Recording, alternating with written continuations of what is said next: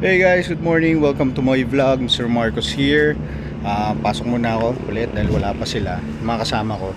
By the way guys, medyo maaga pala ako nagising ngayon. Well, actually hindi pala maaga. Gantong oras mo pala talaga ako gumigising pag may work ako. Kanina pa ako gising, 3:30 ng umaga.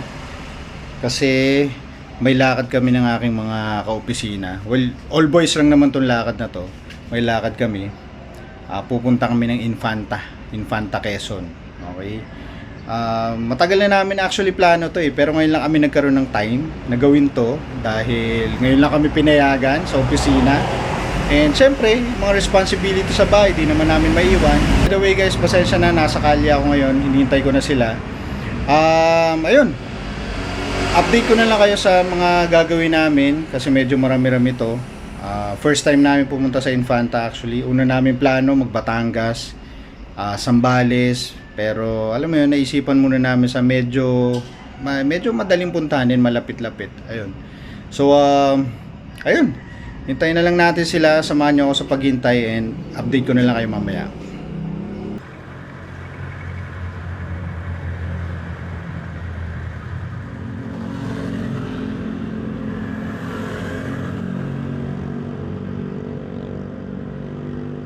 A few moments later.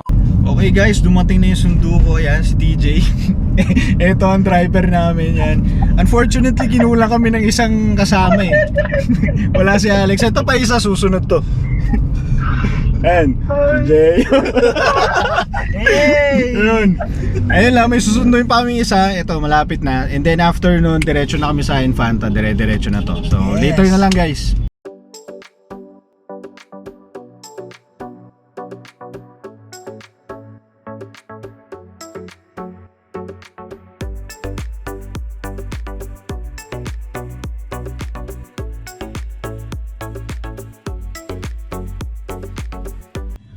Hey guys, dito kami sa Sampaloc. Ito pala isa namin kasama. Yan, Justin. By the way, again si TJ, driver namin / cook. Justin, cook din. Tapos ako treasurer.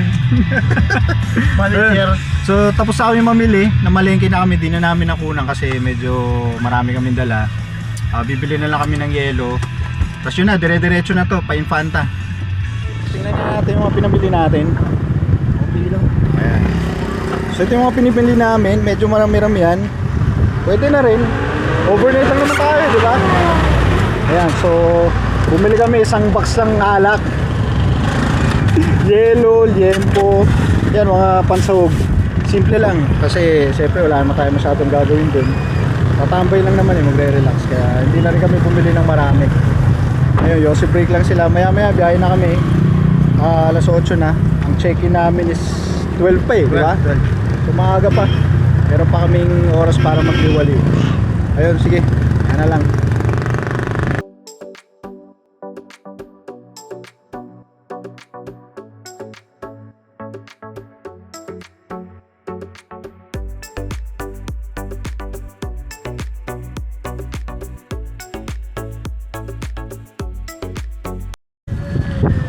Guys, narating na namin yung Infanta. Ayun yung Arco. Hindi namin alam pero sobrang lamig dito. Kasi malamig talaga guys. Hindi namin alam kung bakit. Buti na lang nagdala kami ng mga jacket. Pero yun, ayun, ang dami nagmumotor. Goods guys. Na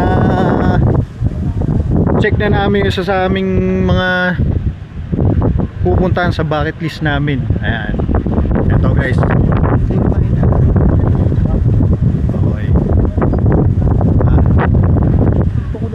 Goods. By the way, ito nga pala. Hindi ko alam kung sino yan. Ayun. Yosi break muna sila dito. Ayun, tingnan. May nagdarasig. Justin, okay ka lang Justin. Ayun. Yosi break muna dahil medyo mahaba-haba. Pero dito, simula sa Arco, parang ilang? Isang oras na lang, no? 1 hour 30 minutes na lang doon sa pupuntahan namin. Ayun. Sayang yung iba hindi nakasama, pero may next time pa naman eh.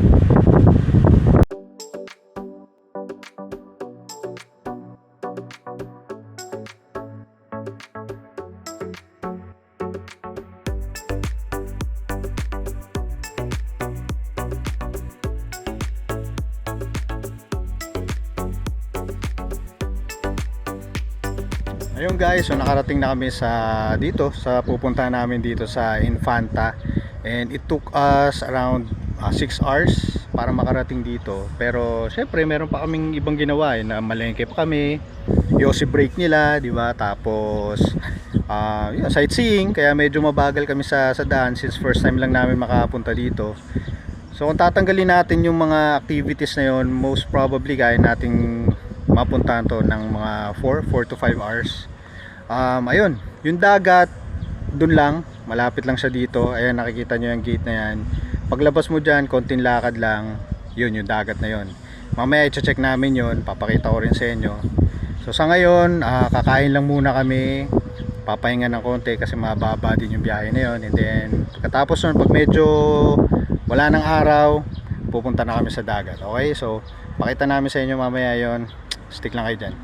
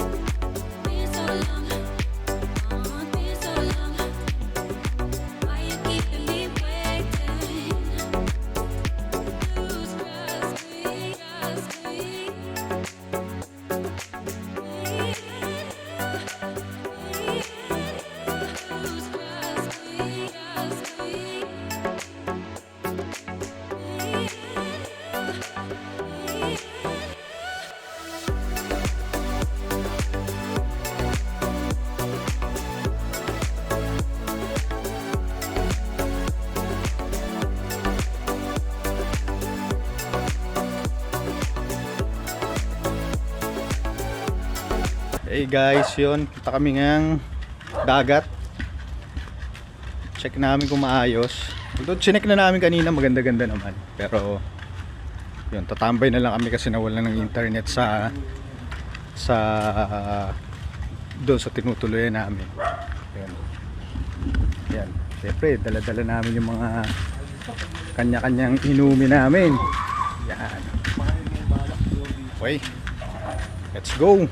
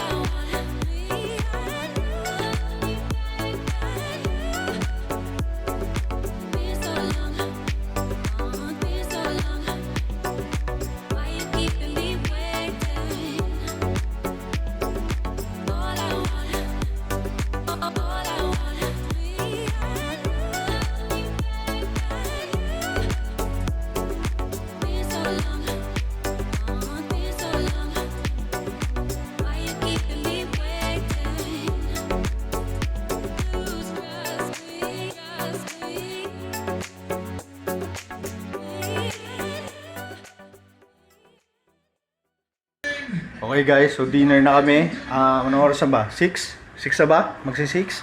So yan, yung chef namin magluluto na naman. Pre, ano bang putayan natin ngayon? Sinigang tsaka inihaw na liempo. Ayun, sinigang tsaka inihaw na liempo. Yung liempo mamaya rin kakainin namin yung para sa ano namin. Sa pulutan, okay? So wala akong business dito kasi hindi ako marunong magluto. So dito muna ako. Tayo ko lang sila. And wait lang, papakita ko sa inyo kung ano itsura nito sa gabi kasi maganda siya guys, promise. Maliwalas, saka malamig. Ayan.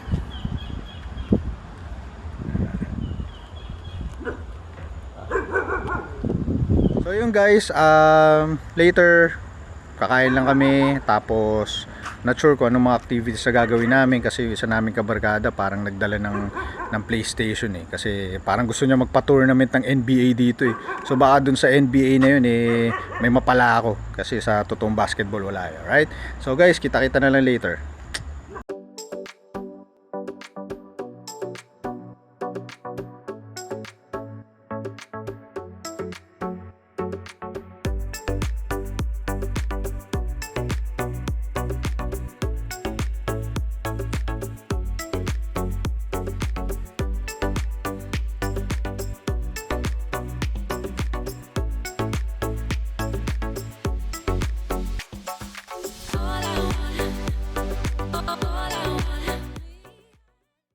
Ayan na guys, so nagsimula na nga yung labanan nila sa basketball. Ayan. So medyo seryosohan yung laban, okay? Tingnan natin. Tanong natin ang opinion ng mga nanonood.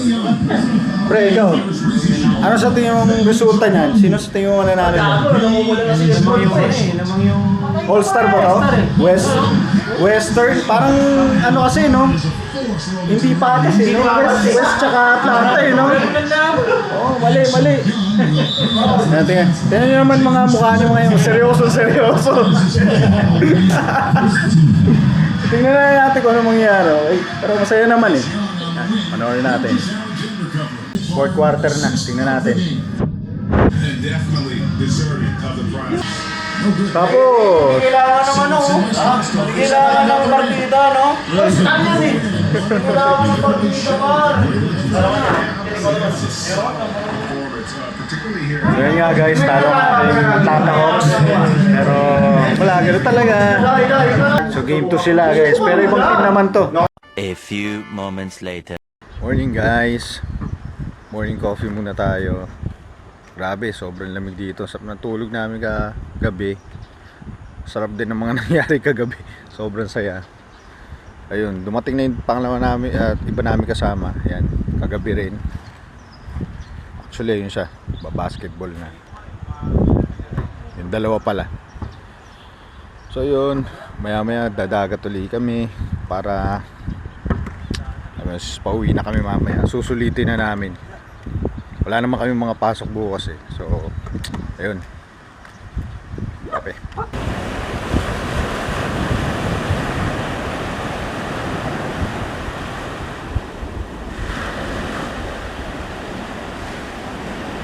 Hey guys, kumusta ulit? Ayun, pauwi na kami. It's already 11 o'clock AM. Unfortunately, hindi na kami nakabalik sa dagat, hindi na kami nakaligo dahil lahat kasi kami pagod na. Talagang ang dami namin ginawa kagabi. Sila actually, ako maaga-aga ako natulog. Pero yung mga kasama ko, parang natulog sila around, I don't know, 2 o'clock AM na yata or 3. So talagang puyat na puyat sila kasi yun, nagpa-tournament ng NBA. Although saglit lang naman yun. Tapos inuman syempre, tapos video okay. So ayun, talagang pagod na pagod sila. Ayun. So ang overall experience namin dito sa pinagstayan namin dito sa Infanta is okay naman, maganda. Napakabait nung caretaker. Alright, talagang naibibigay naman niya yung mga request namin, and at the same time talagang ano siya, gumagawa siya ng paraan. Pag nakikita niyang medyo, alam mo yun, may problem kami or medyo inconvenient yung oras, talaga siya na yung nag-aasikaso sa amin. So ayos tong pinagstayan namin. Sa mga bibisita sa Infanta, kung sakali man gusto nyo pumunta dito, iiwan ko yung address and yung location kung saan nyo pwede i-book to, or I don't know, yung email address or contact details kung sakaling gusto nyo i-book tong place na to, kasi maganda talaga siya guys. I mean, hindi siya yung like yung super ganda na lugar, pero pwede siya kung ang hinahanap nyo lang yung pag-i-stayan, tapos may malaking area for activities, ganun. Okay na okay siya. So iniiwan ko yung address and yung contact details sa baba. Check nyo na lang dito sa video. Tapos ayun, yun lang guys.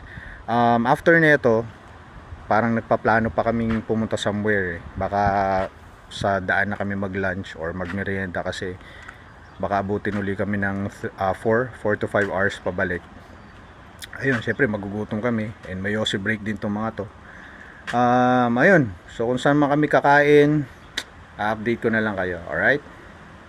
Yun guys, pauwi na kami pero may dinaanan lang kami sa pan location. River, Agos River daw pangalan nito. Ngayon lang ako nakadaan dito. Tara check natin. Okay guys, panalo to. Daming cottages kaya lang wala, hindi kami ready maligo eh. Ito guys, papakita ko sa inyo. Tingnan nyo. Tanggal amat. Ang ganda. Tayo pre, hindi naman ganun ka ano. Idoy tulak natin pre, hindi naligo sa dagat. Gago. Ayos. Ang ina-expect kong hito namin, simpleng kainan lang eh. Pero wala, since mababa pa oras namin, ayun, isipan muna namin mag-stay somewhere or not really stay, mag-stop over muna. Dito na rin siguro sila mag-yosi. May Ito, CR libre, teka lang. pare. Ano pre, maligo ba tayo? Ligo tayo, matik. May CR ba dito? Oo pre, libre doon oh. Magkano ba yung mga cottage? 500 yung cottage. Di naman natin kailangan kumatage. Sige, pag-isipan natin. Pero ito guys, ang ganda talaga, promise. Tubig. Kulay blue yung tubig pre. Guys, blue na, ewan, green. Tapos ito, pakita ko sa inyo. Please, nalo no. Ganda. Relaxing. Tapos sa kabilang side naman, bundok din. Panalo. Diba? Ayos na ayos guys. So pag-uusapan muna namin kung mag-swimming kami. Kasi may mga balsa din. May mga balsa din eh. Ayan oh. So titingnan namin kung okay. Pag-uusapan muna nila ha. Mamaya, yun guys. So napag-desisyon namin, huwag na mag-swimming. Dahil tinamad namin magkuha ng damit eh. Tapos syempre kailangan na rin namin umuwi. Medyo gutom na rin kami. Ayun yun lang, pero at least, di ba? Masaya, may napasya lang kami ditong bago. Siguro someday, baka ito yung next na target namin. Dito kami sunod na pumunta. May mga nagtitent eh, pero pwede ka rin mag-rent ng cottage. So bahala na ano mapag-uusapan. Alright, so yun, later na lang.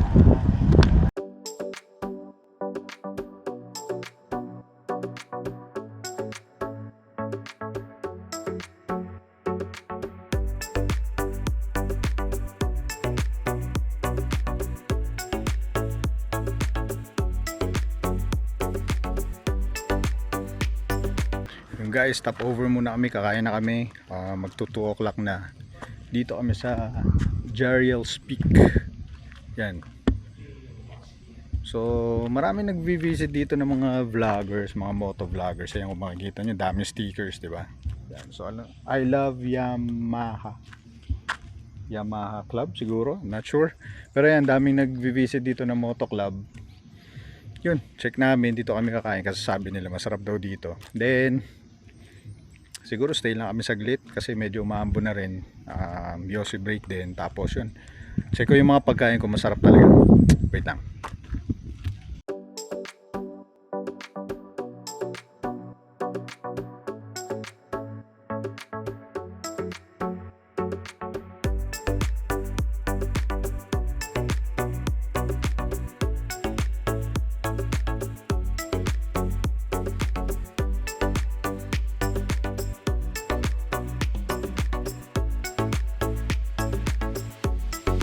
So yun guys, kauwi lang namin.